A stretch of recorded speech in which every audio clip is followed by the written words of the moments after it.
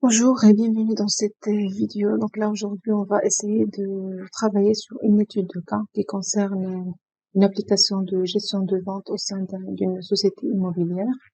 Alors là on va faire une modélisation UML des différents diagrammes, les diagrammes de classe, les diagrammes de séquence, d'activité, le déploiement, ainsi de suite, concernant cette application. D'accord, pour essayer de voir un peu une modélisation complète en utilisant ces diagrammes-là. Et je vous laisse en description les liens vers les différentes parties de cette étude. Voilà, donc la première des choses, si vous avez besoin d'installer l'outil Asta qu'on va utiliser, je vous laisse une vidéo en description pour vous montrer comment télécharger et installer gratuitement Asta UML. Voilà, donc là, la première des choses, donc là, j'ai déjà commencé j'ai ouvert un nouveau projet sur Asta que j'ai nommé gestion immobilière app. Alors, dans ce dossier-là, donc là, j'ai ajouté 5 modèles. Donc, pour chaque, j'ai ajouté un ensemble de modèles que j'ai nommé modèle d'analyse des besoins, de conception de métier et de physique. D'accord? Donc là, pourquoi j'ai ajouté ces modèles-là? Donc, j'ai déjà expliqué ça dans une autre vidéo qui donc décrit comment vous pouvez faire une modélisation complète d'un projet en suivant un certain enchaînement entre les diagrammes UML. Je vous laisse la description, je vous laisse aussi cette vidéo en description, voilà, donc pour ne pas tarder sur ça. Alors là, pour commencer notre modélisation, donc là, on va commencer par le modèle de besoin, d'accord? En ajoutant un diagramme de cas d'utilisation. Donc sur le modèle de besoin, je vais ajouter un nouveau diagramme de cas d'utilisation. D'accord?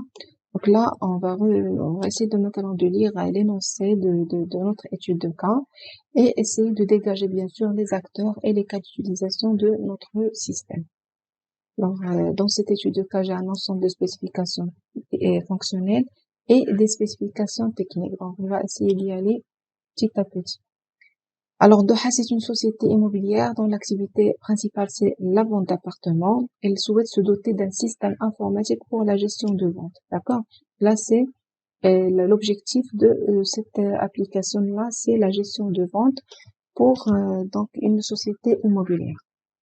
Alors là, on commence à lire un peu les spécifications fonctionnelles pour essayer donc d'identifier quels sont les acteurs du système, que ce soit des acteurs principaux ou bien secondaires, quels sont les cas d'utilisation que chaque acteur peut faire dans le système.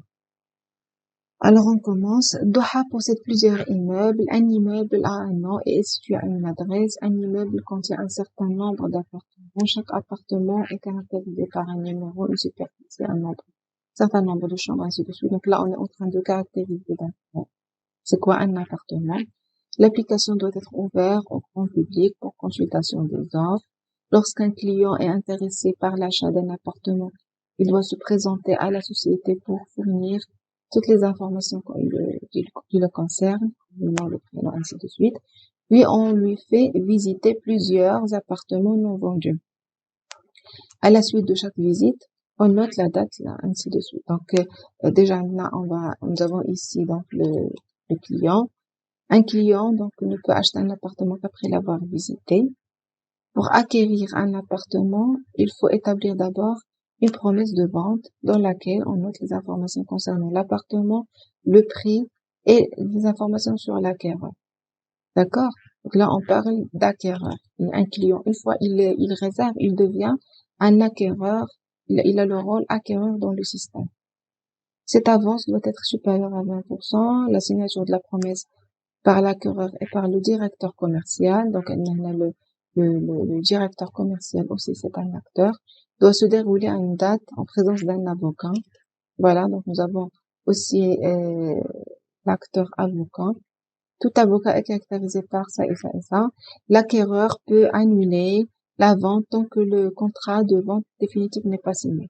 Une promesse annulée donne lieu à un désistement. Chaque désistement est caractérisé par ça et ça. Une fois le désistement est validé par le directeur, donc on a déjà identifié le directeur. L'avocat rédige une lettre de désistement, donc on a ici l'avocat. Autrement, un contrat de vente est rédigé par l'avocat et signé par l'acquéreur. Dans le contrat, on doit mentionner la description de l'appartement, le prix, ainsi de suite. L'appartement ne peut être remis à l'acquéreur qu'après le paiement de son prix entier. D'accord? Voilà, donc je pense au à les acteurs qu'on a puis donc relever. Donc là, je vais aller sur Asta. Donc là, on va commencer à mettre d'abord les acteurs. Nous avons le client, nous avons l'acquéreur, nous avons ici le directeur commercial et nous avons l'avocat. D'accord? Donc un client, qu'est-ce qu'il fait d'abord? Donc bien sûr, il doit consulter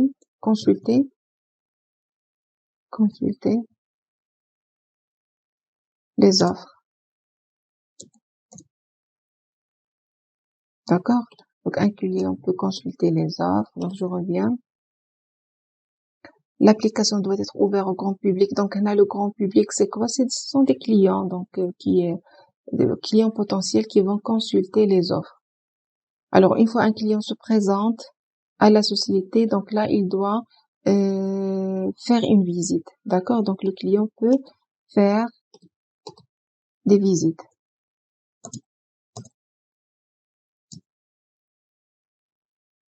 Voilà. Donc consulter, faire des visites. Un client ne peut acheter un appartement qu'après l'avoir visité. Pour acquérir un appartement, il faut établir une promesse de vente, et sur l'acquéreur. D'accord? Donc là, je voulais dire, il va faire une promesse de vente. Donc il va réserver un appartement. Nous avons réservé appartement. Donc là, qui réserve normalement, c'est l'acquéreur. Une fois un client est intéressé par un appartement, il signe la promesse de vente, alors il devient un acquéreur dans le système. D'accord? Bien sûr, l'acquéreur peut aussi donc consulter, faire des visites. Donc là, on peut faire un certain héritage entre ces deux-là. Parce qu'un acquéreur, c'était un client qui a consulté, qui a visité, mais maintenant, il va faire une réservation. Donc là, il va jouer le rôle d'acquéreur dans le système. Donc il peut réserver, voilà, établir d'abord promesse de vente, voilà, l'avance qu'il fait, cette avance doit être supérieure à 20%, et la signature de la promesse par l'acquéreur et par le directeur commercial. Donc nous avons signé promesse de vente. Signé la promesse de vente. Alors la promesse est signée par qui? Par le directeur et par l'acquéreur. Tout avocat caractérisé par ça. Donc là, c'est l'avocat, qu'est-ce qu'il fait? Il va rédiger la promesse de vente. Donc là, nous avons rédigé promesse de vente. D'accord? Alors, on continue. L'acquéreur peut annuler la vente. Nous avons un autre cas d'utilisation, c'est annuler vente.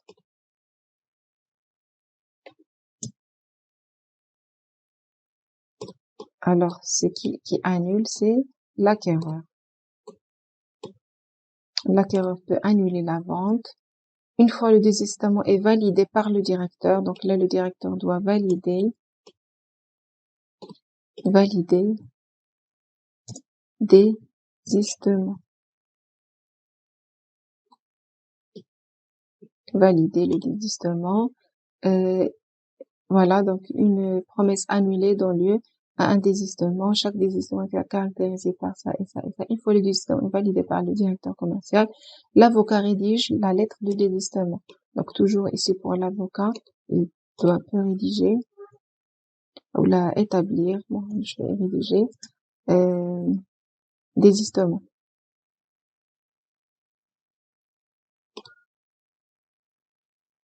Voilà, donc l'avocat de la lettre de désistement est la présente pour signature par l'acquéreur et le directeur commercial. Donc nous avons aussi signé désistement. Donc tout ça, c'est par le directeur et par l'acquéreur. Donc si vous voyez maintenant, je suis en train juste de mettre toutes les cas d'utilisation. Par la suite, on va voir si on peut les organiser mieux, faire des généralisations, d'autres types donc de relations. Ensuite, l'acquéreur peut restituer son avance. Donc, l'acquéreur, qu'est-ce qu'il fait? Il va restituer avance.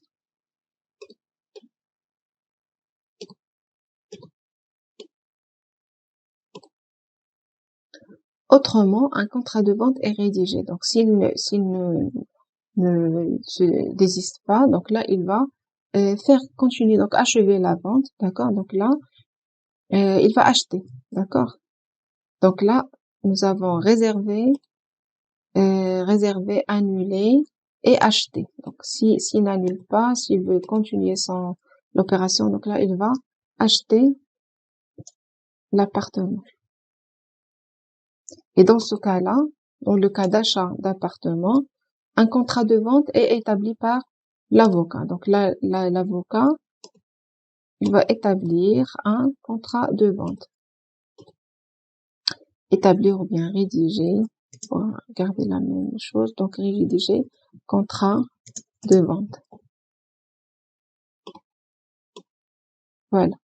Donc, rédiger un contrat de vente. Nous avons ici l'acquéreur. Il achète l'appartement. Autrement, un contrat de vente est rédigé par l'avocat et signé par l'acquéreur et le directeur commercial. Et nous avons ici signé contrat de vente. Signé contrat de vente. Par qui? Donc, par l'acquéreur et par le directeur commercial.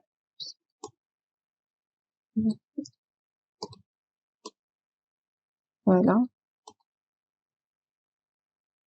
Donc, autrement, un contrat de vente est rédigé par le directeur commercial. Dans le cas où c'est un appartement de vente. Voilà.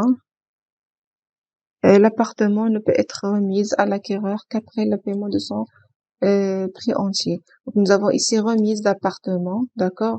Ou bien réception d'appartement, si on veut dire, par l'acquéreur. Alors, je vais mettre ici, par exemple, qu'est-ce qu'on va mettre? Réception d'appartement.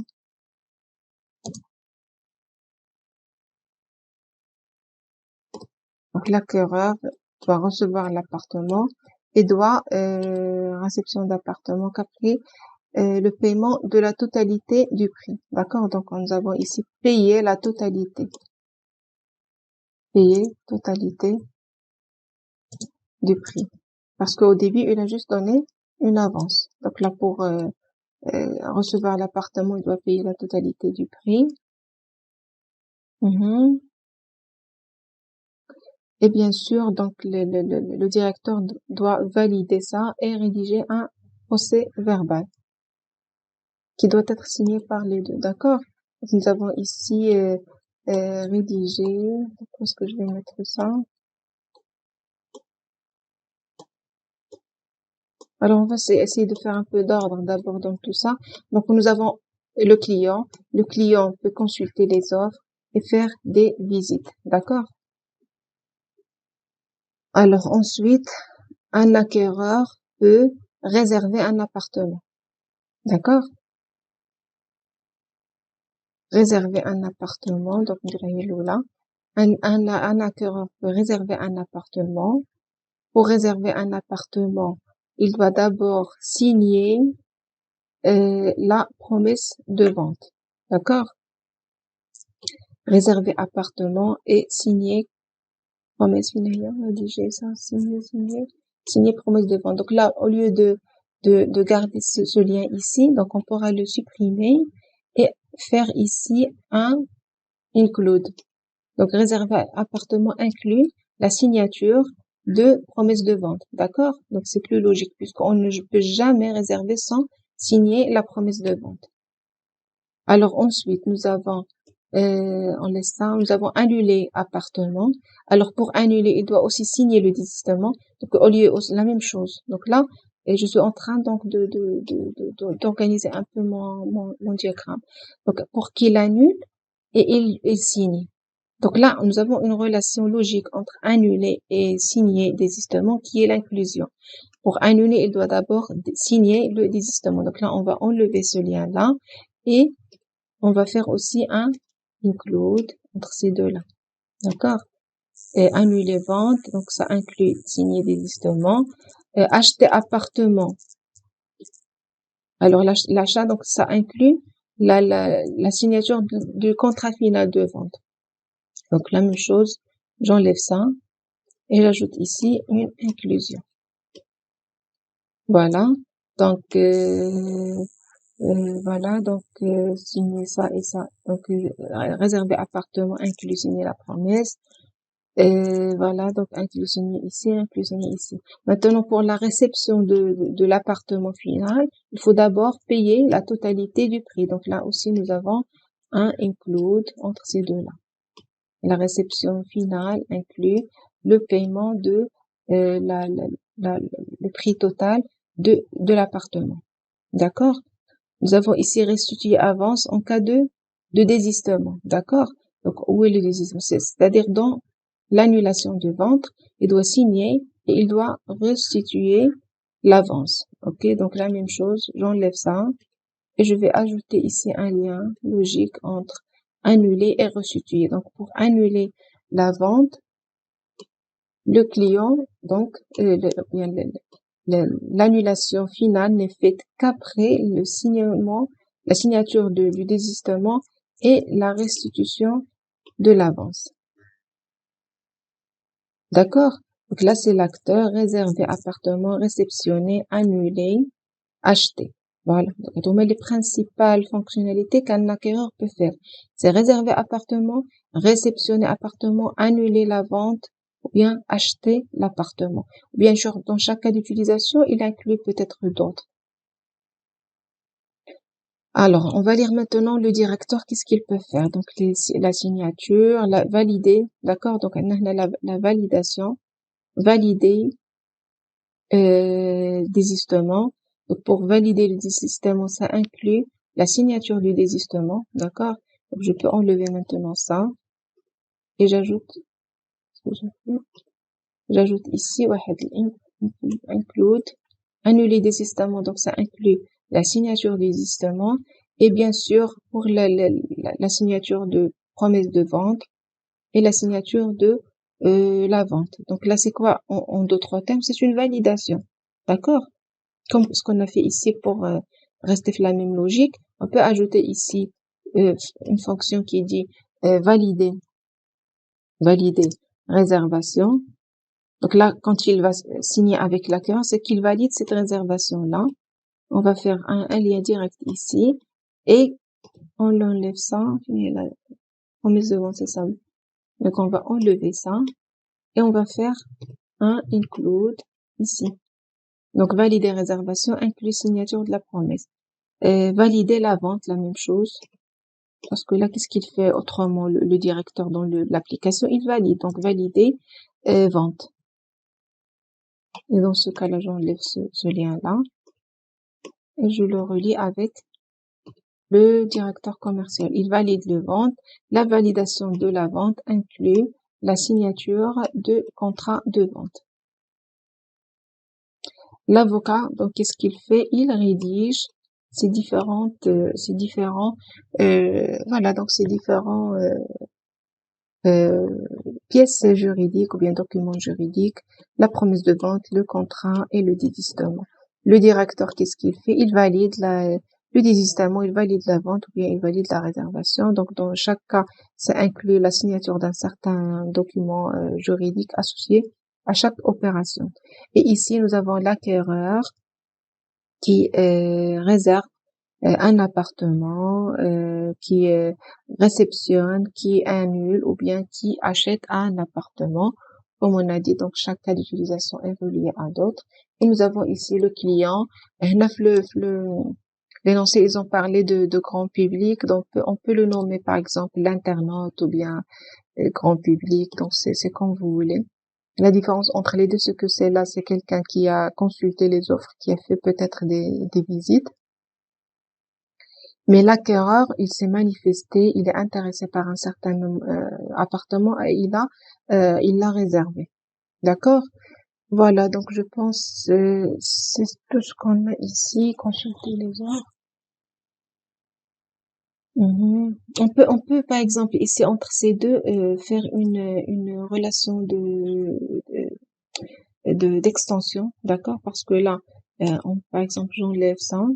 Nous avons ici faire des visites et consulter les offres. Donc là, faire des visites, elle étend la fonction consulter des offres parce qu'il peut consulter 10 appartements alors qu'il est intéressé par un ou deux. Ce sont ces appartements-là qu'il va visiter. Donc là, on peut faire un extent entre ces deux-là. D'accord? Le sens sévère ici parce que c'est cette fonction qui étend à de la fonction de consulter les, les, les offres. D'accord? Donc, je pense qu'on a fait le tour. Une fois on a fait ça, donc là, on va dessiner les frontières du système. D'accord? Comme ça. Voilà. Donc là, j'ai dessiné un triangle, pardon, un carré ou bien un rectangle qui délimite les frontières du système. Donc, que je suis en train de modéliser, ou bien qu'on doit développer. Voilà. Et là, à l'extérieur, ce sont les acteurs de mon système. Donc là, j'ai comme acteur client, hein, comme j'ai dit, en public ou, je sais pas moi, client, acquéreur, un directeur commercial, un avocat. Et comme on a vu dans le cours, donc on a eu l'habitude de mettre toujours les acteurs principaux à gauche du frontière du système. Et si jamais on a des acteurs secondaires, on peut les mettre à droite des frontières. Les acteurs secondaires, ce sont des acteurs qui participent dans un cas d'utilisation si on a besoin d'eux. D'accord? Ils ne déclenchent pas les, les fonctionnalités. Ils ne vont pas initier le système. Non, ils vont juste participer. Toutefois, on a besoin de, par exemple, ici, pour payer la totalité du prix, on peut ajouter ici comme acteur secondaire la banque, par exemple, du client pour voir s'il a si jamais il y a une interaction, une transaction avec la banque pour faire ce paiement-là, on peut ajouter ici comme acteur secondaire la banque. Donc c'est pas spécifié dans ce cas d'utiliser, pardon, dans cette étude de cas, on parle pas ici de banque, mais juste pour vous illustrer un peu cette notion de d'acteur secondaire. D'accord? Comme vous voyez, c'est un diagramme de cas d'utilisation qui est bien détaillé avec plusieurs cas de figure. Donc là, pour donner plus de lisibilité, vous pouvez jouer un peu sur les couleurs si vous voulez. D'accord? Pour schématiser tout ce qui est fait par par l'acquéreur, d'accord? Ou bien par l'avocat, ou bien par le directeur. Vous pouvez le mettre avec une couleur et les autres avec une autre couleur. Sinon, donc là, vous pouvez, comme on l'a fait ici, on peut nommer ça cas d'utilisation, diagramme, des cas d'utilisation détaillés, d'accord? Donc là, il est détaillé ce diagramme-là. Et on peut, par exemple, ajouter un autre diagramme qui est général, d'accord? Là, on va nommer diagramme des cas d'utilisation, pardon, d'utilisation générale, voilà.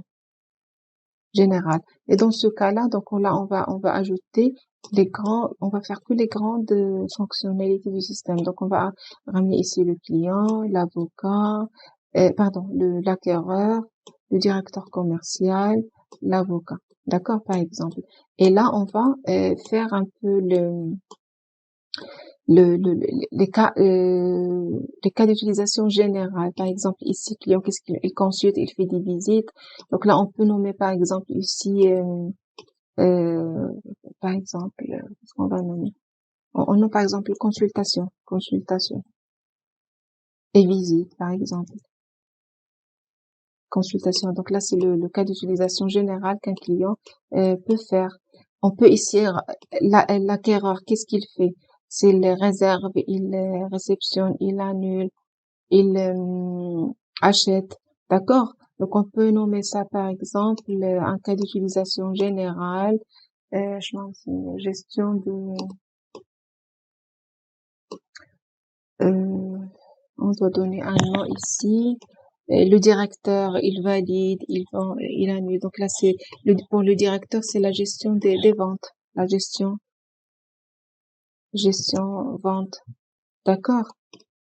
gestion vente. C'est le cas général qu'un directeur peut faire. Pour l'avocat, c'est rédaction ou établissement des documents juridiques.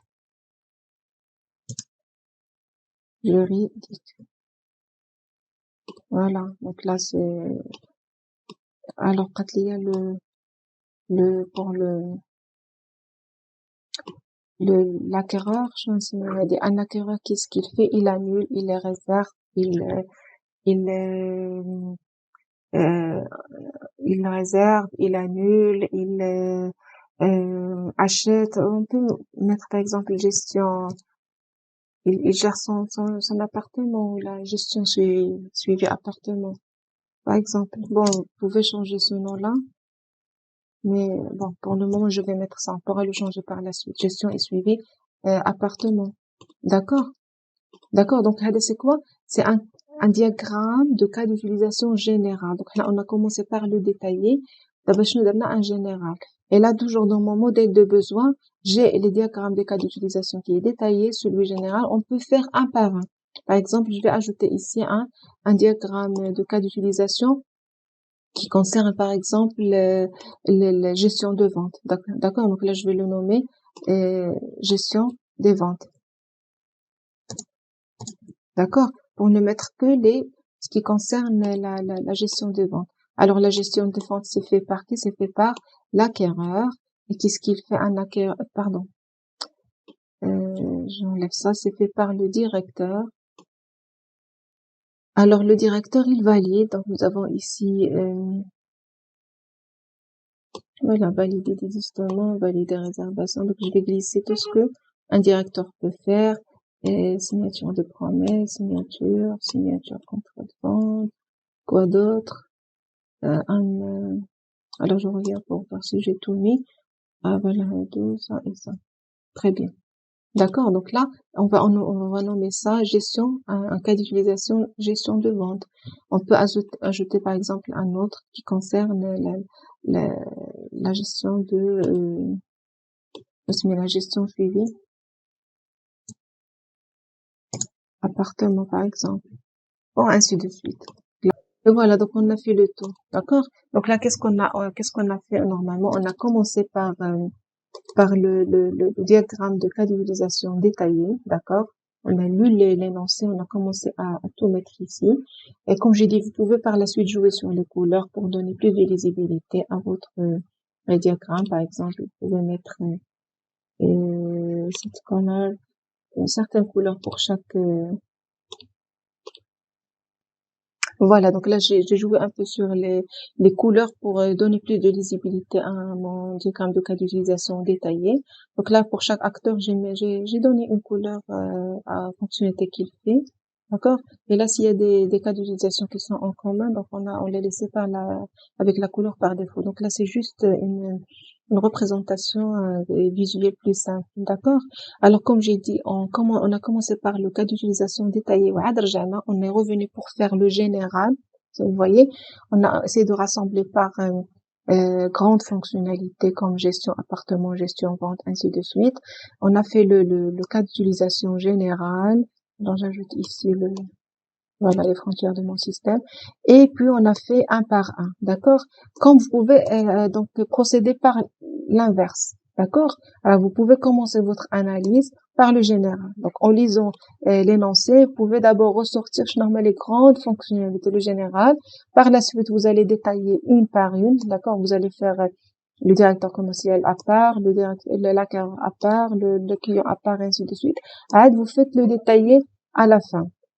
C'est la même chose. Donc, à vous de voir chacun comment il préfère travailler. Est-ce que vous allez faire le détailler puis remonter pour faire le général et les autres, ou bien c'est l'inverse. Donc, les deux cas de figure sont corrects. C'est à vous donc de choisir la méthode qui vous convient le mieux.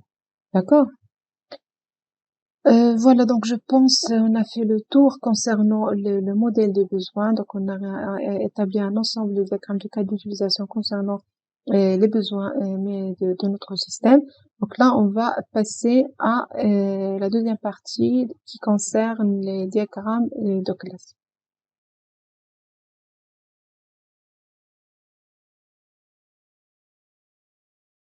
Voilà, donc dans la structure de mon projet sur Asta UML, donc on a déjà fait le modèle de besoin en établissant un ensemble de diagrammes de cas d'utilisation dans la vidéo précédente. Donc là, on va commencer notre analyse du système en faisant un diagramme de classe. Donc là, sur le dossier modèle analyse, je vais ajouter un diagramme de classe. D'accord? Voilà, donc là, on va commencer à mettre en place les différentes classes ou bien entités qui constituent notre système. Alors, on revient pour lire un peu les spécifications fonctionnelles de l'application. Alors, on va ici essayer d'identifier l'ensemble des entités qui décrivent la structure de notre système. Donc, Doha possède plusieurs immeubles. Un immeuble a un nom et est situé à une adresse. Un immeuble contient un certain nombre d'appartements. Chaque appartement est caractérisé par un numéro, ainsi de suite. Donc là, on va essayer de souligner les différents classes ou bien entités qu'on trouve l'énoncé. Donc là, nous avons immeuble, donc la classe immeuble. Nous avons appartement, donc là c'est la classe principale du système parce que là c'est un système de gestion de vente d'appartements. Donc nous avons nécessairement une classe appartement qui est caractérisée par certains attributs. Immeuble, application doit être ouvert au grand public pour consultation des offres de la société. Dans notre Doha société, donc Doha c'est une instance d'une classe société. Lorsqu'un client est intéressé, donc les acteurs qu'on a définis dans les cas d'utilisation sont nécessairement représentés par des classes dans le diagramme de classe. Nous avons client intéressé par l'achat d'un appartement, on a déjà fait. Il doit se présenter à la société et fournir toutes les informations le concernant. Puis on va lui faire visiter plusieurs appartements. À la suite de chaque visite, on doit donc je vais faire une visite ici. On va voir si on va la schématiser par classe ou bien par une association. Un client ne peut acheter un appartement qu'après l'avoir visité. Pour acquérir un appartement, doit faire une promesse de vente. Donc, la promesse de vente, d'accord. Donc, c'est un contrat à signer. Donc, est-ce que ça va être une classe à part entière ou bien juste une association? Donc, on va voir. Donc, là, c'est une première analyse du système, dans laquelle on doit noter toutes les informations concernant l'appartement, y compris le prix de vente, machin. Donc là, ce sont des informations sur la promesse de vente. Nous avons l'acquéreur, bien sûr, c'est un acteur. La signature de la promesse par l'acquéreur, par le directeur. Donc nous avons le directeur commercial, doit se dérouler à une date en présence d'un avocat. Un avocat est défini par son nom, son prénom, ainsi de suite. L'acquéreur peut annuler la vente. Donc nous avons ici vente. Annuler quoi? Une vente. Donc, c'est une annulation en relation entre acquéreur et vente.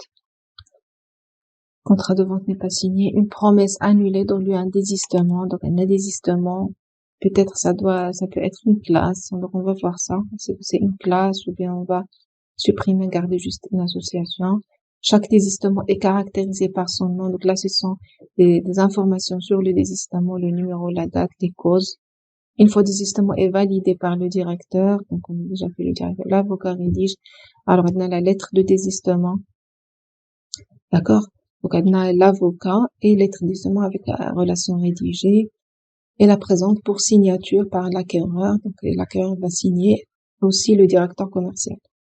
Donc, ensuite, l'acquéreur peut restituer son avance. Autrement, un contrat de vente est rédigé. Donc, voilà, nous avons un contrat de vente par l'avocat et signé par l'acquéreur et le directeur.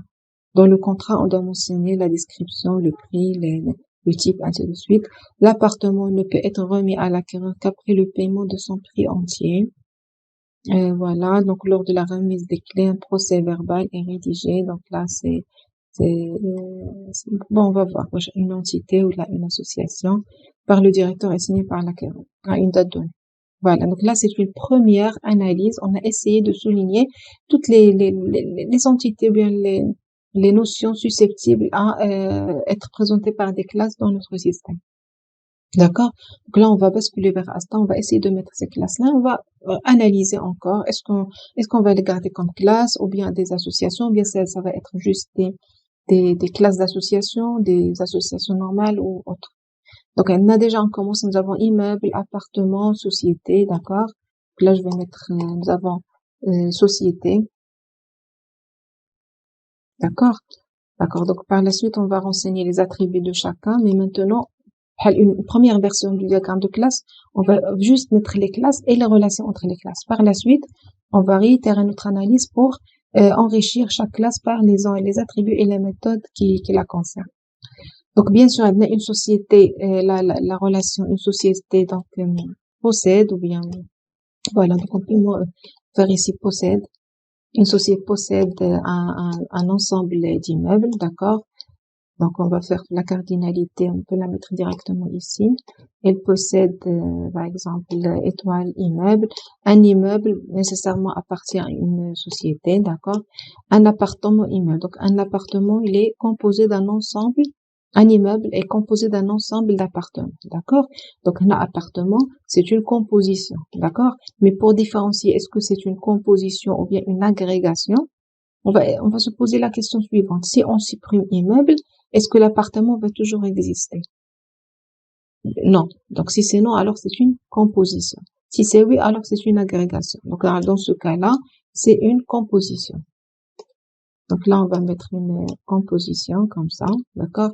Un immeuble est composé de plusieurs appartements et un appartement appartient à un immeuble. D'accord. Voilà, donc on a fait ces trois classes-là. Alors, on continue notre analyse. L'application doit être ouverte au grand public pour consultation. Donc, tout à l'heure, dans le cas d'utilisation, on a schématisé les clients, donc comme acteur, qui représente aussi le grand public. Une fois il fait une opération, il devient acquéreur. Donc, on a donné le nom client pour l'acteur qui a le rôle de consulter les appartements, de faire des visites. Une fois il réserve, il devient un acquéreur. Il devient acquéreur. Donc là, on l'a vu déjà dans le use case. Donc là, je vais ajouter ces deux classes-là, client et acquéreur. Alors, nous avons le client, qu'est-ce qu'il fait? Il visite ou bien il consulte les appartements. Donc là, c'est une association. Alors, un client visite, on va faire visite. D'accord? Un client visite. Combien? Il visite plusieurs. Un appartement est aussi visité par plusieurs clients. D'accord? Alors, on revient. Lorsqu'un client est intéressé par l'achat d'un appartement, il doit se présenter à la société, fournir ce sont les informations, bien les attributs de client. On va les ajouter par la suite. Puis, on lui fait visiter plusieurs appartements. À la suite de chaque visite, on note la date, les remarques faites par le client ainsi que la décision. Donc, l'association entre client et appartement, c'est pas une association normale, puisqu'on va, suite à cette relation, on va noter certaines informations qui sont donc la date, les remarques faites par le client ainsi que la décision. Donc là, on doit faire une classe d'association. D'accord? Parce que c'est une association qui comporte elle-même des informations. Donc là, comme on a vu le cours, ça doit être représenté par une classe d'association. Donc je supprime cette association. On va faire ici une classe d'association entre le client et l'appartement qu'on va nommer visite. D'accord? Voilà, donc on laisse l'espace. Donc c'est une visite. D'accord? Au fait de la visite, on va ajouter certains attributs qui sont, alors je reviens. À la suite de chaque visite, on doit noter la date, donc les remarques faites par le client et la décision. Donc ici, on va ajouter attribut date. Private, type de retour, c'est une date, sinon on va l'ajouter ici, type, par exemple, date time. Alors, nous avons la date, les remarques du client. Donc, c'est du string.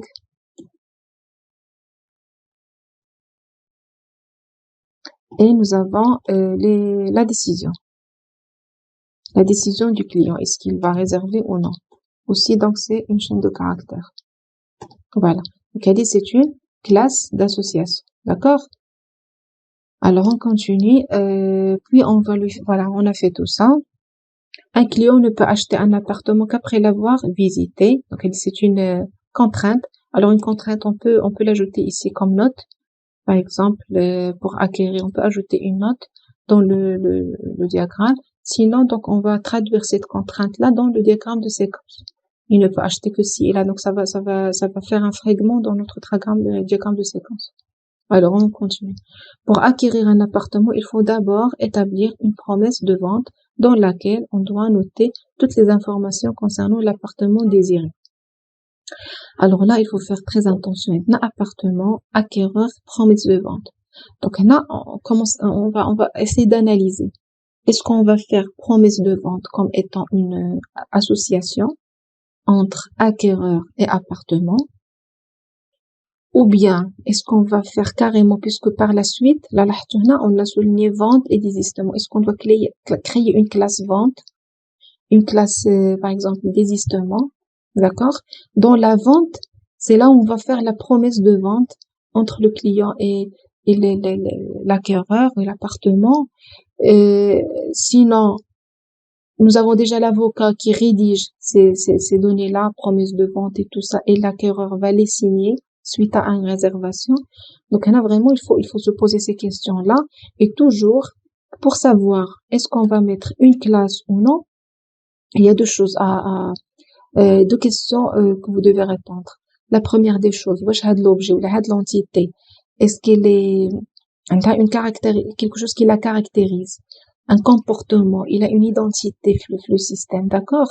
Et quand on dit appartement, il a certains attributs qui le concernent, donc ça peut être une entité à part, c'est pas qu'une association.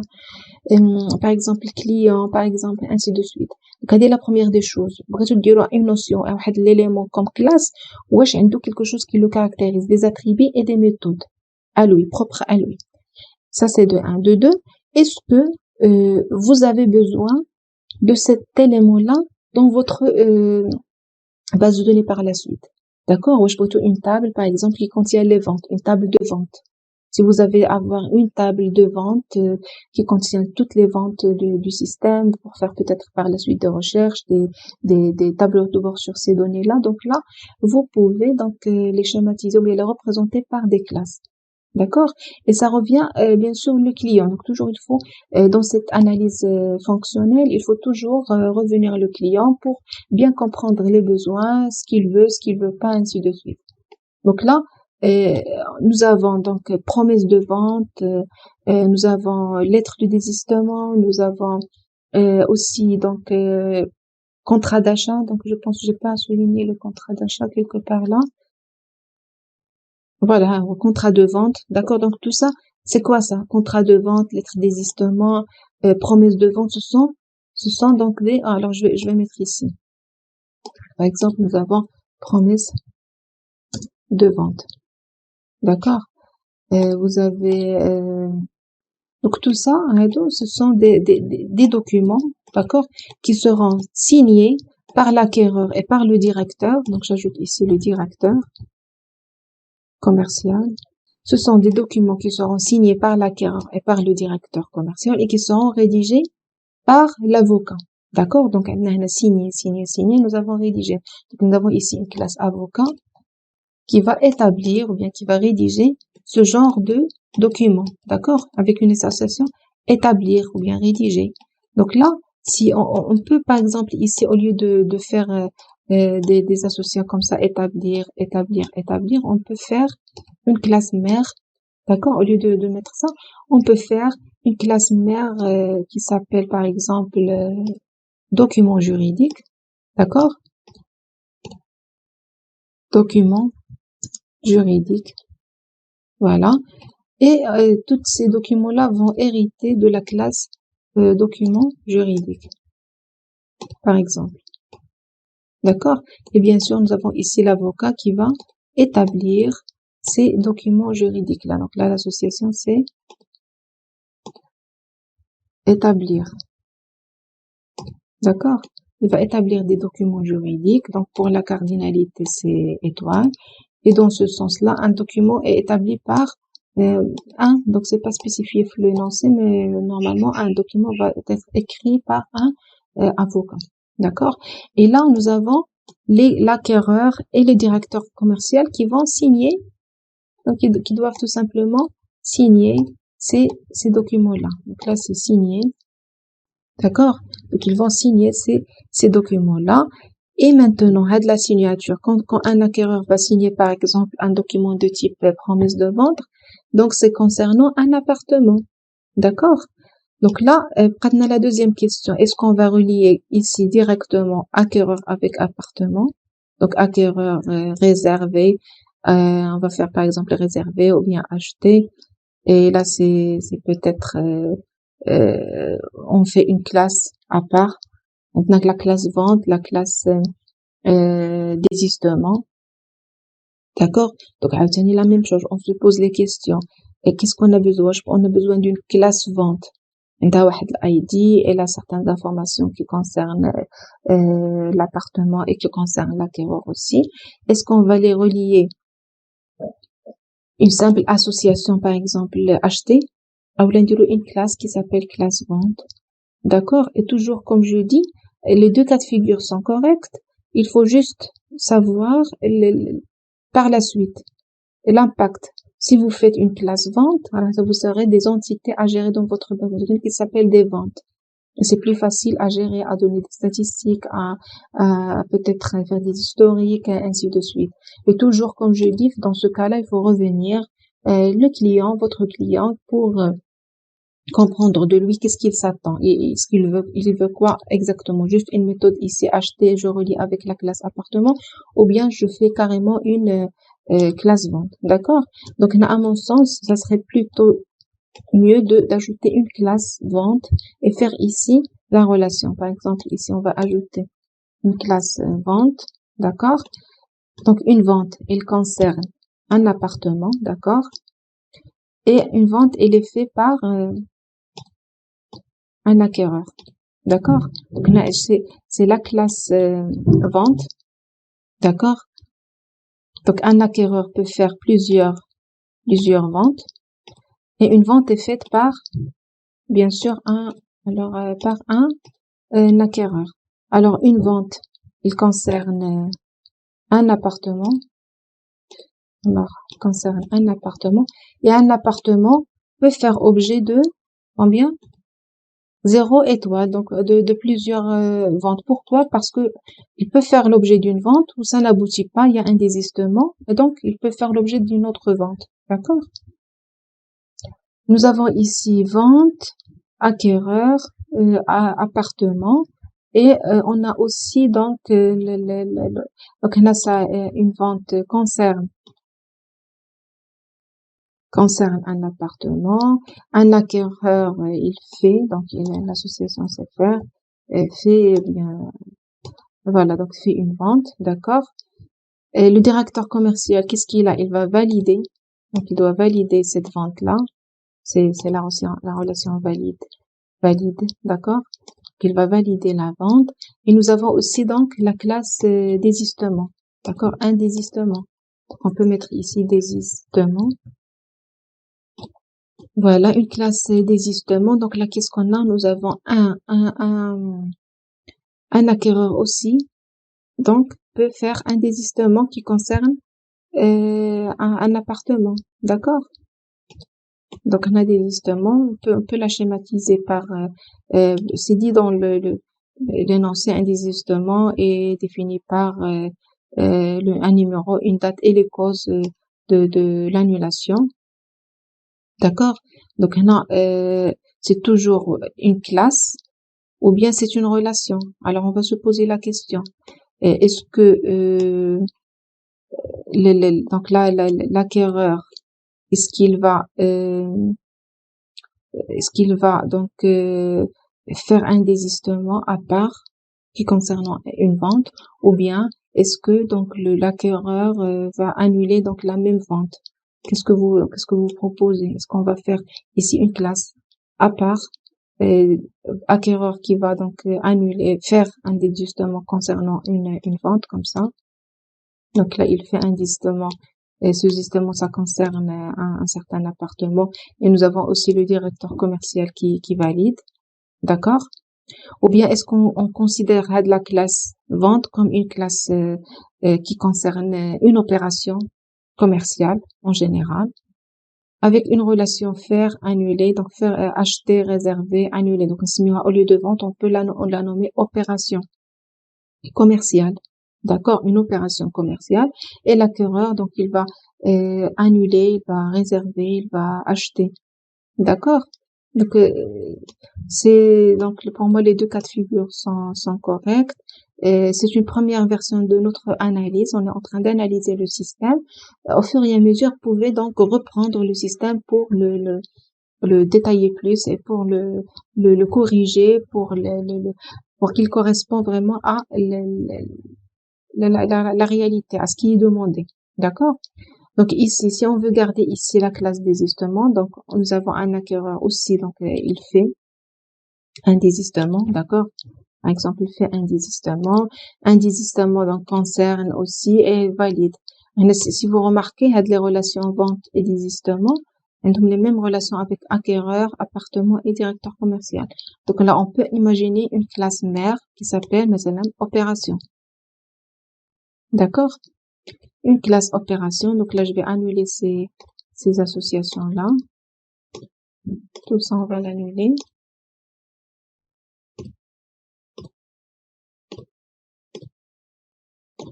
Et on va avoir ici une opération, d'accord, opération commerciale. Et là, on va faire l'héritage. Des systèmes hérite, c'est un type d'opération. La vente, c'est un type d'opération. On peut avoir aussi réservation, comme un type de réservation, comme une classe fille de la classe opération. D'accord? Donc voilà, opération avec trois classes filles, désistement, vente et opération. Une opération concerne, voilà comme on a dit, donc là on va faire concerne. Il concerne un appartement. Un appartement peut faire l'objet de plusieurs opérations. D'accord? Je vais faire comme ça. Et un acquéreur, qu'est-ce qu'il a? Donc il va faire une opération. Donc un acquéreur peut faire plusieurs. Une opération est faite par un seul acquéreur. D'accord? Ou la deux, donc ça dépend. Donc selon l'énoncé, on peut avoir deux clients qui vont, par exemple, un couple qui va acheter la même maison. Bon, pour le moment, on reste simple, on fait un. Et nous avons le directeur qui va bien sûr valider ces opérations-là. Donc là, on va faire valide. D'accord? Un directeur commercial, bon, il va valider plusieurs opérations et chaque opération est validée par un directeur commercial. D'accord? Par exemple. Voilà. Donc, comme j'ai dit, c'est à vous de voir. À chaque fois, vous avez une ambiguïté, ou je dire une classe, ou bien c'est une association. Donc, il faut un peu, faire une réflexion, une analyse, ce que vous attendez de ça. Est-ce que vous voulez juste une association simple? Est-ce que vous avez besoin par exemple, une table de réservation, une table de désistement, une table de toutes les ventes? Donc là, ça serait mieux de les schématiser par des classes. Alors là, concernant les pièces juridiques aussi, il y en a tellement qui disent, on pourrait faire, au lieu de faire des promesses comme contrats, ça comme des classes, donc ce sont des entités, on aurait pu faire des classes aussi d'associations. Par exemple, Mabine acquéreur et vente, c'est une promesse de vente. Classe d'association, c'est aussi correct. D'accord? Mais le résultat final, c'est différent. Quand vous allez faire une classe d'association, donc, ما غتكونش عندك واحد l'entité avec son ID سميتها promesse de vente. D'accord? Si vous n'avez pas besoin de ça dans le système, tant mieux. Mais si vous avez besoin, que j'ai le client qui dit j'ai besoin d'une table faire toutes les promesses de vente avec leur ID, donc comme entité propre dans le système à part entière. Donc là, il faut les schématiser par des classes. D'accord? Donc là, je pense on a fait le tour. Donc je vais relire. On a une société qui possède des immeubles. Chaque immeuble contient un ensemble, ou bien il est composé d'appartements avec les symboles composition. Un client peut visiter plusieurs. Alors la cardinalité, un client donc peut visiter plusieurs. Un appartement est aussi visité par plusieurs.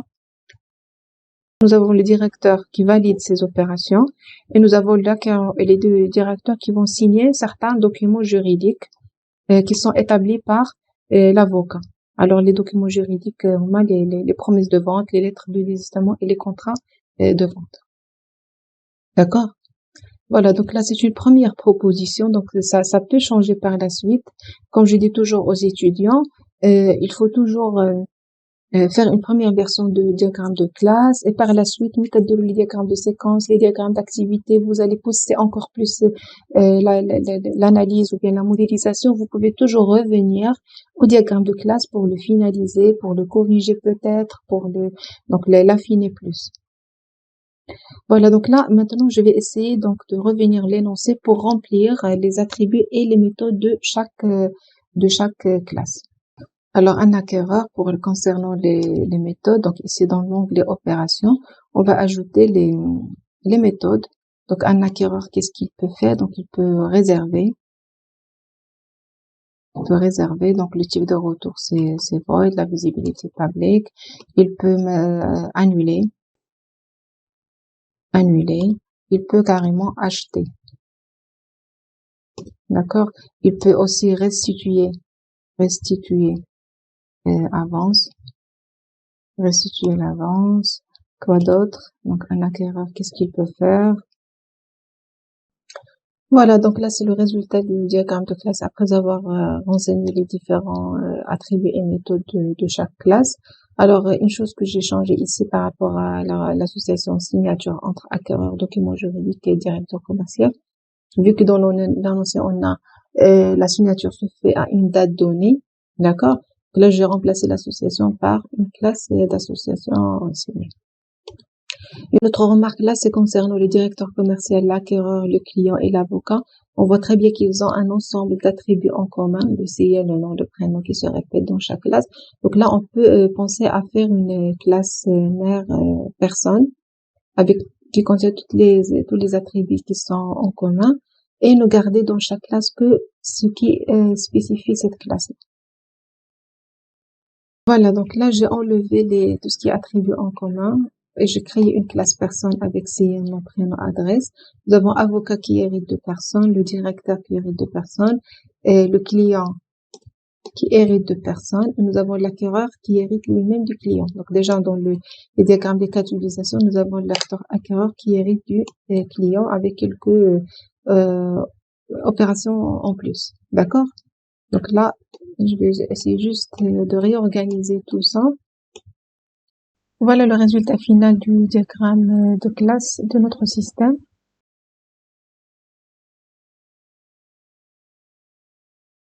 Alors, dans cette partie, nous allons réaliser un diagramme de package ou bien de pactage à notre application de gestion immobilière. Donc, un diagramme de package donc, sert à découper le système en sous-systèmes, donc afin de bien comprendre le système, de bien le modéliser et de mieux le gérer. Donc là, grâce à ces diagrammes de package, on peut avoir des logiciels qui sont évolutifs et qui sont faciles à la maintenance. Donc pour ajouter un diagramme de package, la première des choses, nous allons donc dans notre dossier analyse, on va ajouter un diagramme de classe. D'accord? Donc on va le nommer diagramme de package ou bien de pactage. On va faire un diagramme de package. Alors dans ce diagramme-là, donc on va essayer d'ajouter les différents pactages de notre système, d'accord? Donc là, je reviens à mon diagramme de classe d'analyse. On va essayer de voir comment on peut découper notre système en sous-systèmes qui sont bien sûr homogènes. Donc là, si on lit bien notre diagramme, nous avons par exemple ici des classes qui concernent les appartements, l'immeuble, la gestion, société, immeuble, appartement par exemple. Là, on peut rassembler ça dans un package. Donc là, je vais rajouter ici les classes qui concernent donc les appartements, la société. Voilà. Donc là, nous avons société, appartement, immeuble. Donc là, on peut par exemple nommer ce diagramme-là un diagramme, pardon, et le package, on pourra le nommer par exemple gestion des appartements. D'accord? Donc un package réservé à la gestion des appartements pour ajouter, enlever des appartements pour les modifier, ainsi de suite. Voilà, donc nous avons ici un package.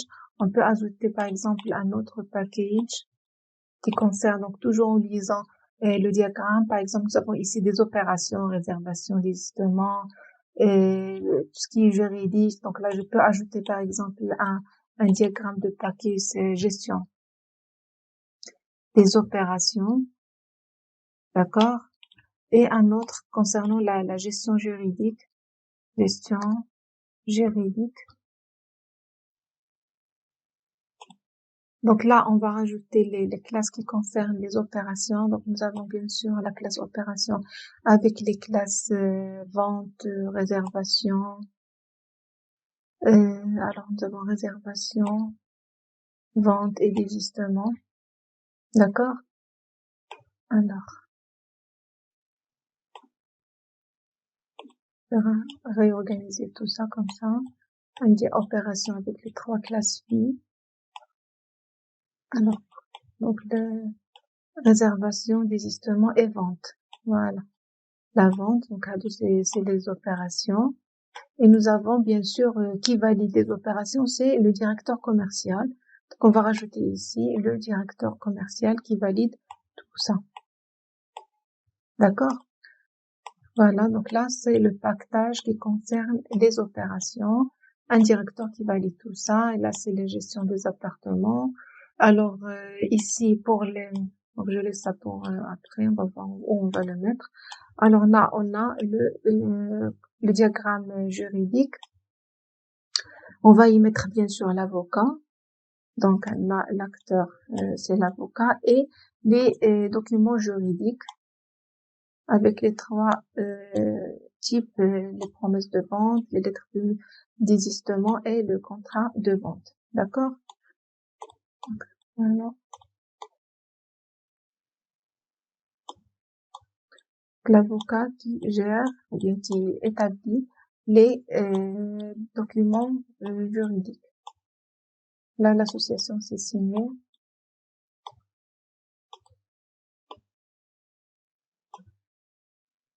Très bien. Donc ensuite, ce qui nous reste, c'est les clients, les acquéreurs. Donc là, on pourra ajouter un package. On va mettre, par exemple, les clients et qu'est-ce qui reste, les acquéreurs.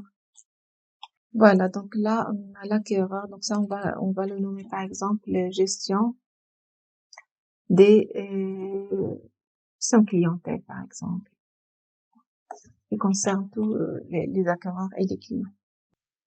Voilà, donc là, nous avons réorganisé notre diagramme de classe sous forme de 4 packages.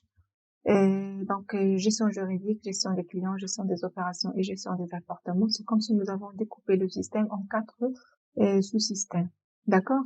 Donc là, on pourra par exemple jouer un peu sur les couleurs des packages pour donner plus de lisibilité à notre système. Donc, si vous voulez, vous pouvez changer ces couleurs-là. Voilà, donc là, c'est le résultat de la répartition des classes sur le diagramme de package. On pourra, par exemple, ajouter un autre diagramme de package général, donc sans les classes. Donc là, je vais ajouter un diagramme de classe. Donc, je vais le nommer, par exemple, diagramme de package en général. Donc là, on va le faire sans le détail des classes qui sont à l'intérieur de chaque package. Donc là, on va rajouter ici que les diagrammes de package qu'on a déjà établis. Voilà, donc nous avons ici la gestion des appartements, la gestion des clients et la gestion des opérations. Donc là, on va faire les relations de dépendance entre ces différents packages. Donc si on revient là, par exemple, nous avons la gestion des opérations, la gestion juridique des appartements. Donc la gestion des appartements, donc la gestion des opérations utilise des classes qui sont dans ce package. Donc pour faire une opération, elle concerne un appartement. Donc ce package va utiliser des classes qui sont dans ce package. Donc là, on dit que ce package dépend de celui-là. Donc là, on va faire une relation de dépendance entre ces deux. La gestion des opérations dépend des appartements. La gestion des opérations dépend aussi de la gestion juridique, puisque le directeur doit signer certains documents. Les clients aussi vont signer, donc là, il y a une certaine dépendance entre ces deux. L'opération, donc, elle est faite par un client. Donc, il y a une dépendance dans ce sens-là. Donc, pour ce package va utiliser des classes qui sont de ce package-là. D'accord, voilà. Donc là, c'est un aperçu général du diagramme de package. Avec, bien sûr, des relations de dépendance entre les différentes packages. Et voilà, donc nous avons maintenant réalisé un diagramme de paquetage en divisant le système en 4 sous-systèmes. Et bien sûr, ce diagramme-là va faciliter la compréhension, la gestion du projet, la réalisation du projet. Et aussi, il va faciliter par la suite l'évolution du projet, si jamais on veut évoluer le projet, ou bien la maintenance aussi.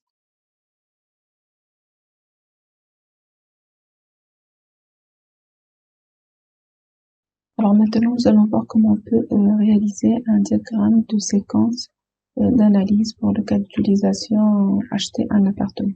La première des choses, je vais ajouter un diagramme de séquence.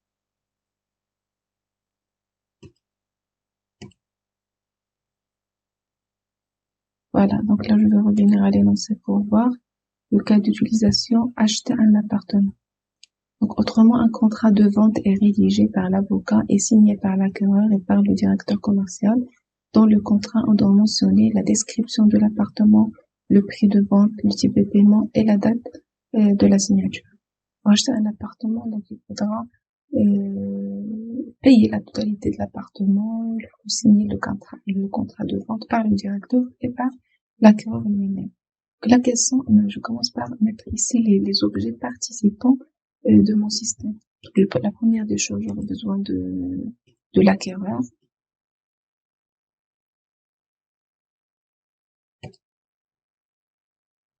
Voilà, donc c'est l'acteur acquéreur. Et il y a aussi donc le directeur commercial qui va participer aussi dans ce cas d'utilisation. Donc c'est le directeur commercial. On a aussi besoin de l'avocat.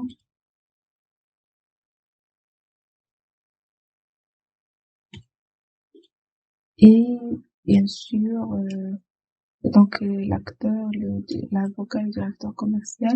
Et maintenant, donc l'acquéreur, il va interagir avec qui? Donc là, on est toujours dans le cadre de l'analyse. Donc, on va représenter maintenant le système comme étant un objet participant. Donc là, ici, on va mettre tout simplement le système. D'accord? Voilà. Donc le système. Donc là, l'acquéreur va interagir avec le système, d'accord? Pour déclencher ou bien pour initier la demande de l'achat d'appartement, d'accord? Donc là, pour ne pas alourdir notre diagramme de séquence, je peux par exemple, on sait que pour acheter un appartement, l'acquéreur doit d'abord consulter, doit visiter, puis doit réserver l'appartement. Il peut l'acheter, d'accord? Donc là, je peux utiliser ces fragments de référence pour se référencer à d'autres cas d'utilisation. Par exemple, on commence par la consultation. Consultation et visite. D'accord? Donc, c'est le cas d'utilisation qui concerne consulter des appartements et visiter certains. Oui. Et l'acquéreur doit réserver un appartement.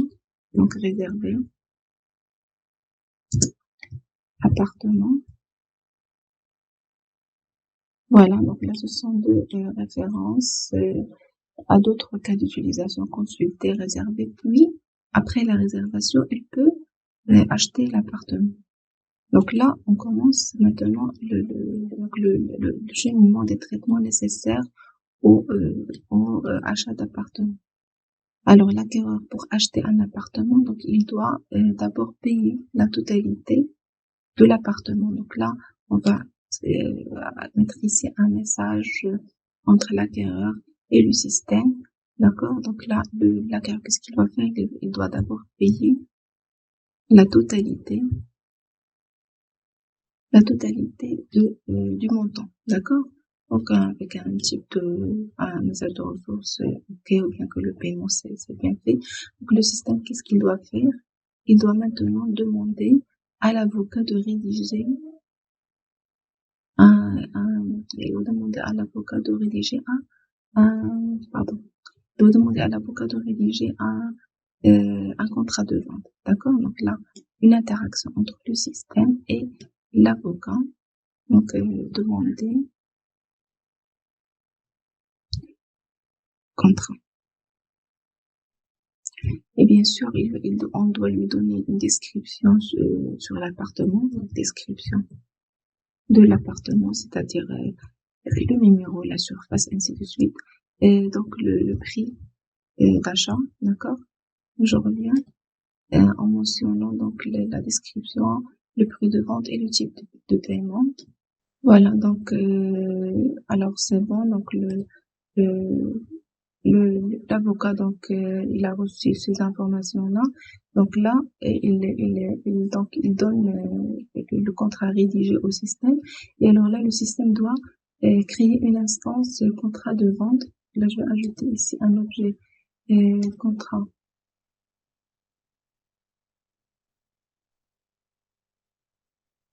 de vente. Donc là, le système va créer une nouvelle instance de cet objet-là, contrat de vente. Alors ensuite, une fois le contrat de vente est créé, là, le système va demander la signature du directeur et de l'acquéreur. Donc, demander signature. Voilà. Et un retour. Donc là, c'est bon, c'est signé. Et la même chose pour l'acquéreur. Donc, il doit aussi signer le contrat.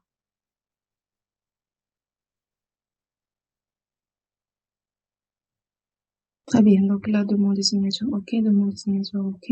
Alors ensuite, le système, qu'est-ce qu'il va faire? Donc là, il va créer une instance vente. D'accord? Donc il va créer une instance d'un objet vente.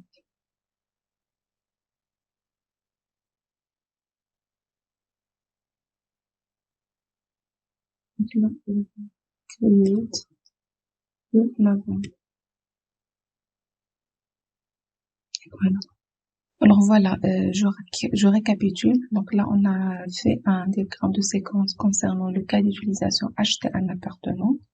Donc, pour acheter un appartement, l'acquéreur doit d'abord consulter, visiter l'appartement et le réserver, d'accord? Donc là, pour ne pas alourdir le diagramme, on a fait des fragments de référence à d'autres cas d'utilisation préalables.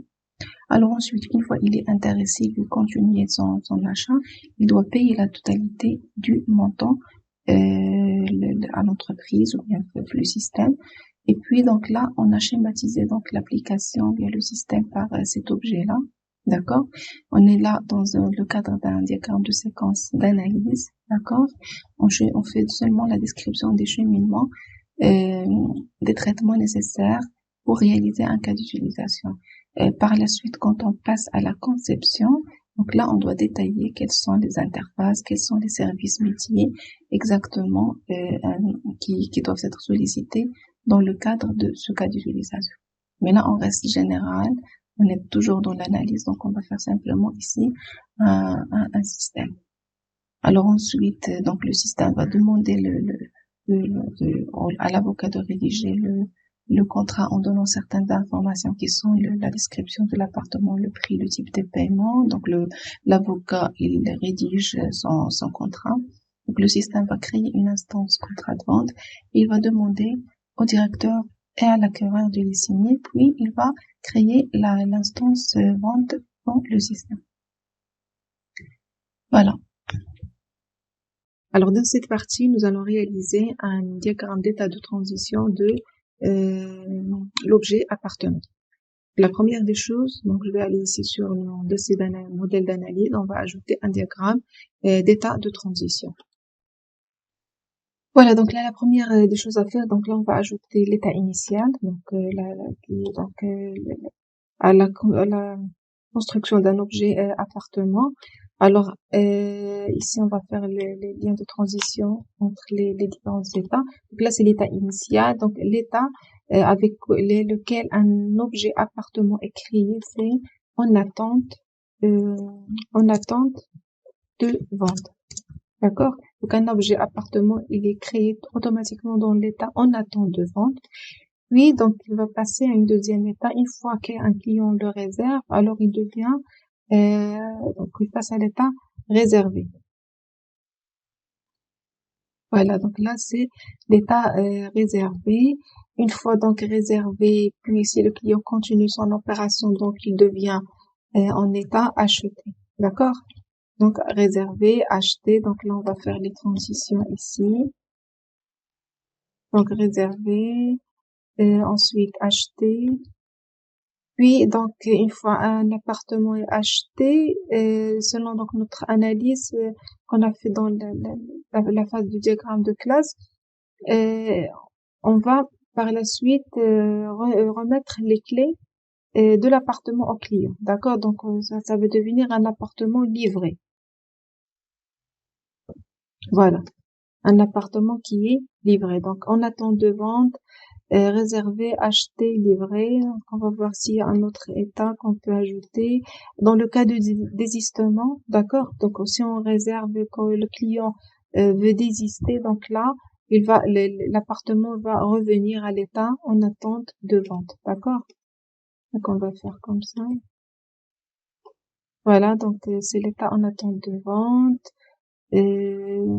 Quoi d'autre? Donc, livré. Donc là, on peut faire un état final ici. Une fois un appartement est livré, donc là, on sort de l'objet appartement. Donc sinon, on peut par exemple avoir un état final, même là, c'est-à-dire un appartement qui n'est pas vendu, donc qui est resté comme ça non vendu. Donc là, on peut toujours avoir un diagramme d'état de transition avec, bien sûr, avec deux états finaux. Voilà. Donc là, on va essayer de remplir un peu des informations sur ces transitions. Donc là, l'événement pour passer en attente de vente à réserver, l'événement c'est la réservation, ou bien on va mettre ici l'événement réservé. La condition, il y a la garde ici, on va mettre pour réserver qu'est-ce qu'il doit, donc il doit payer. La condition c'est payer avance. Et l'action donc qui découle de ça, c'est la signature de la promesse. Signature de la promesse.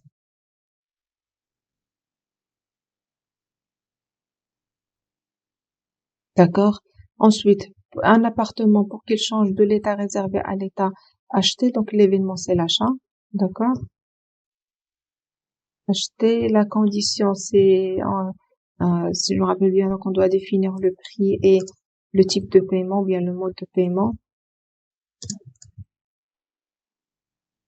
Et l'action, bien sûr, c'est la signature du contrat de vente. Signature contrat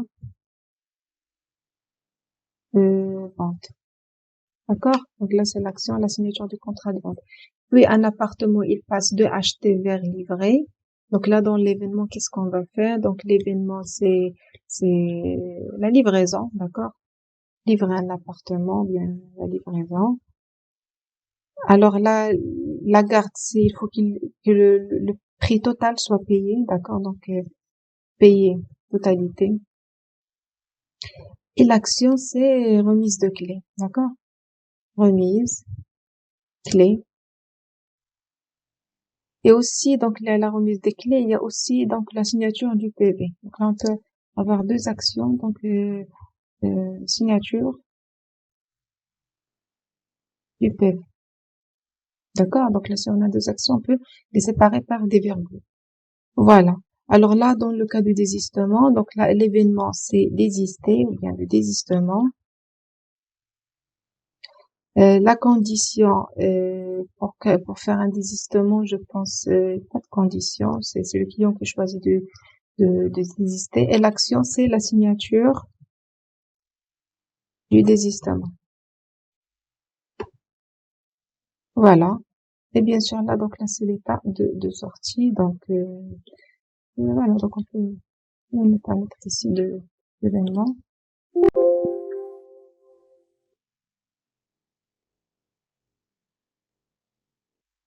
Et voilà donc le résultat final de mon diagramme d'état de transition concernant l'objet appartement.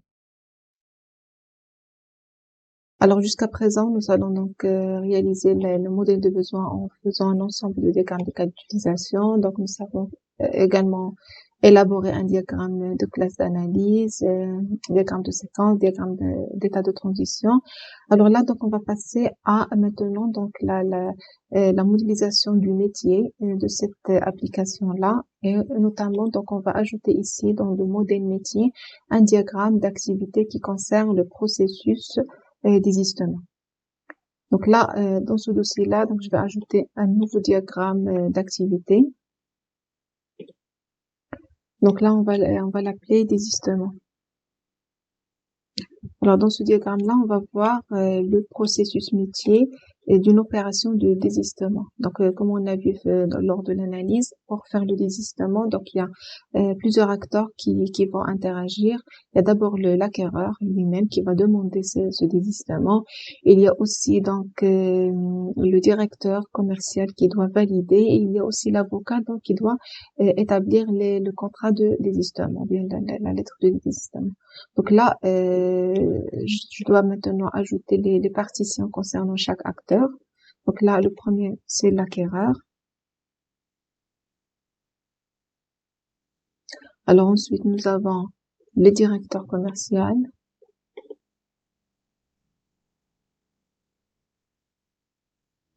Et finalement, donc on a l'avocat.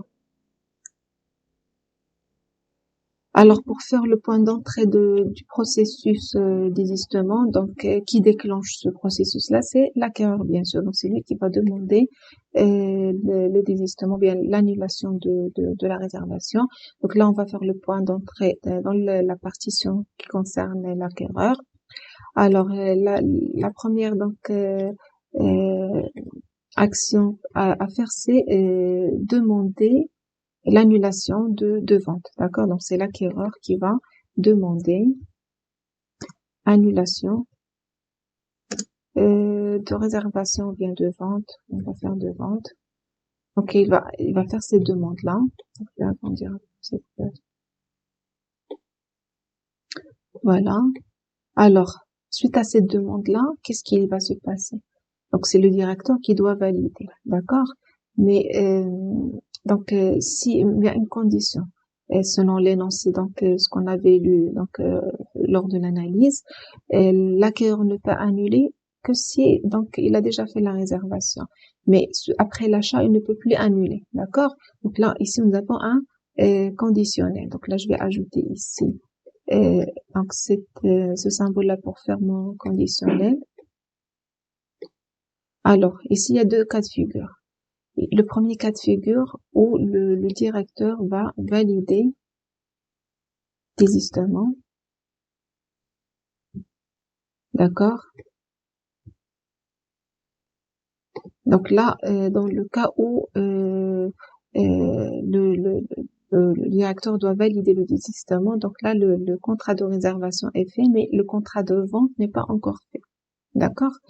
Dans le cas contraire, l'annulation donc sera annulée. On va sortir du diagramme d'activité. Donc, il y aura un point de sortie.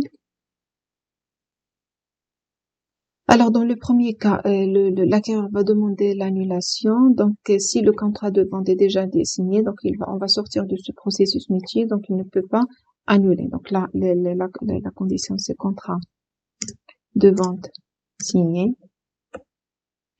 Alors là, sinon, else, ou bien si le contrat de vente n'est pas signé, alors le directeur pourra valider le désistement.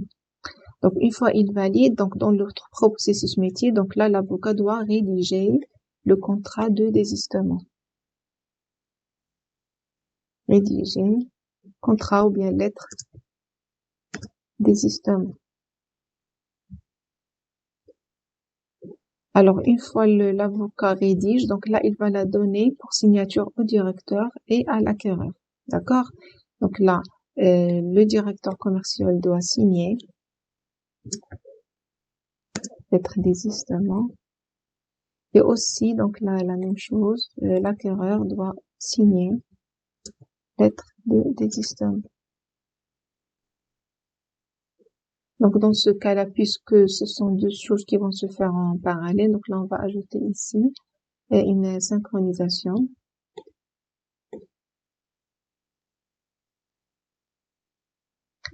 Donc, après la rédaction, donc il y a la signature du directeur et la signature du client. D'accord?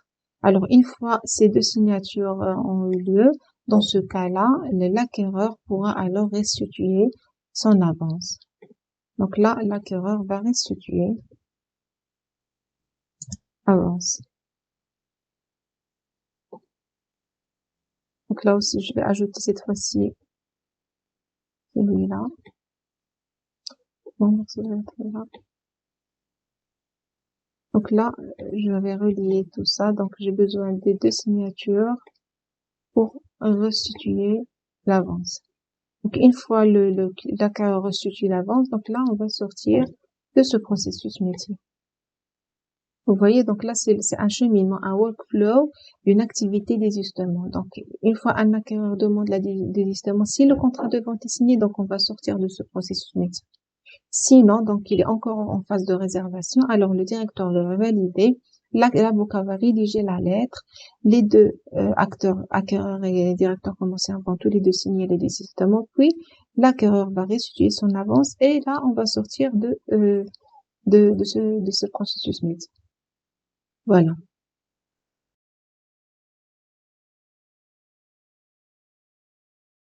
Donc là, dans cette partie, nous allons réaliser un diagramme de déploiement. D'accord? Donc, selon l'énoncé ici, nous avons, concernant les spécifications techniques, que l'application doit satisfaire les exigences suivantes. Donc, nous avons besoin d'un serveur principal avec certaines caractéristiques, notamment la RAM, le processus, l'écran et tout. Et dans ce serveur, on doit installer donc un serveur web et deux IS. Un deuxième serveur pour installer la base de données Oracle. D'accord? Alors, ce serveur-là va communiquer avec le serveur principal via le protocole TCP/IP. Un troisième serveur de backup, d'accord, en cas de panne de la base, de premier serveur de base de données. Donc, un troisième serveur de backup pour assurer la réplication de la base de données. Et bien sûr, des postes clients, donc qui contiennent des navigateurs pour se connecter via Internet au serveur d'application. Donc là, je reviens ici sur mon projet sur Asta UML. Donc dans le modèle physique, nous allons ajouter un diagramme d'activité, d'accord, pardon, un diagramme de déploiement. Voilà, donc là je vais choisir diagramme de déploiement. Donc là, on va représenter dans le diagramme de déploiement, donc il est constitué en général avec des nœuds et des liaisons, bien sûr entre ces nœuds-là, bien sûr chaque nœud peut comporter des composants. Donc un nœud, c'est quoi? C'est un matériel, d'accord? Là, c'est comme si nous allons représenter l'architecture matérielle nécessaire pour le déploiement de l'application. Donc, selon l'énoncé, nous avons besoin d'abord d'un serveur principal, d'accord? Donc, je vais écrire ici serveur principal, d'accord? Donc, un serveur principal qui va contenir le composant serveur web 2IS. Donc là, dans ce serveur-là, je vais ajouter un composant. Bon, je vais le nommer tout simplement le 2IS. D'accord? Alors, nous avons, pour se connecter au serveur web, donc il y a des postes clients. D'accord? Aussi, c'est un nœud matériel. Donc, je vais mettre ici poste client. Voilà. Alors, dans les postes clients, donc ce sont en général, c'est des machines, des PC. On a besoin d'un composant navigateur. D'accord? Je mets ici, là, navigateur. Voilà, donc là, je suis en train d'ajouter les différents, donc le matériel dont j'ai besoin pour déployer ma solution. Donc, des postes clients avec des navigateurs, un serveur principal, bien sûr, selon l'énoncé, le lien, les postes clients vont se connecter ou bien au serveur principal via des requêtes HTTP. Donc là, je vais mettre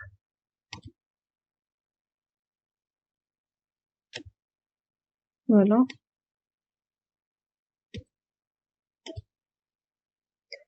Donc les postes clients vont se connecter au serveur principal via des requêtes HTTP. D'accord? Donc là, je vais mettre les liens ici. Donc on va par exemple écrire HTTP.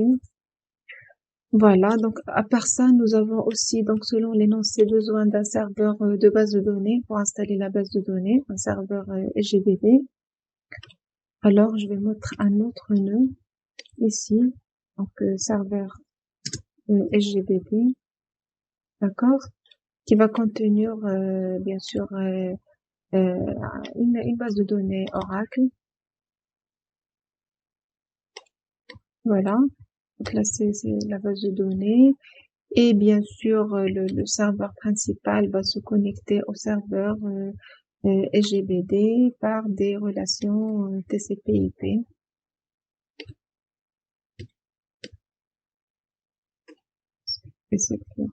En utilisant le protocole TCP/IP. Et le serveur de base de données donc sera relié à un autre serveur de réplique. Donc en cas de crash, donc c'est ce serveur-là qui va prendre le relais. Donc on va le nommer par exemple SGBD, pardon, serveur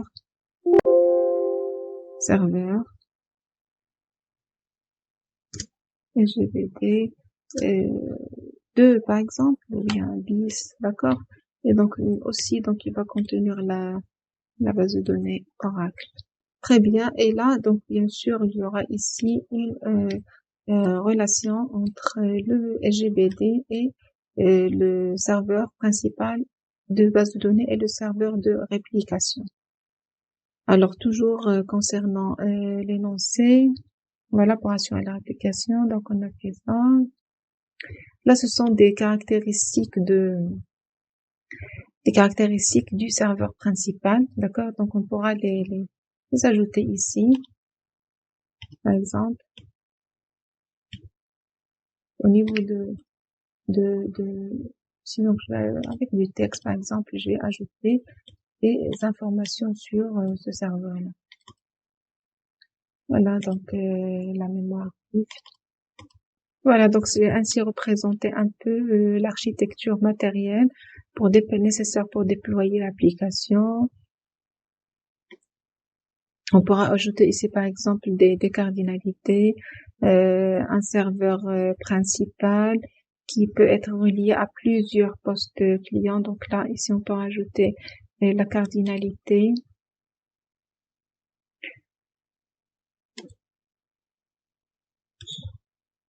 Et un poste client sera relié à un seul serveur. Donc là, dans l'association NB, on va mettre par exemple 1. Voilà. Donc de même ici, donc c'est une liaison par exemple 1 à 1. Ici aussi, donc un seul serveur de réplication, serveur principal aussi. Voilà. Voilà le diagramme de déploiement de mon application. Donc voilà, donc je pense qu'on a fait le tour. Je vous remercie pour le suivi et à bientôt.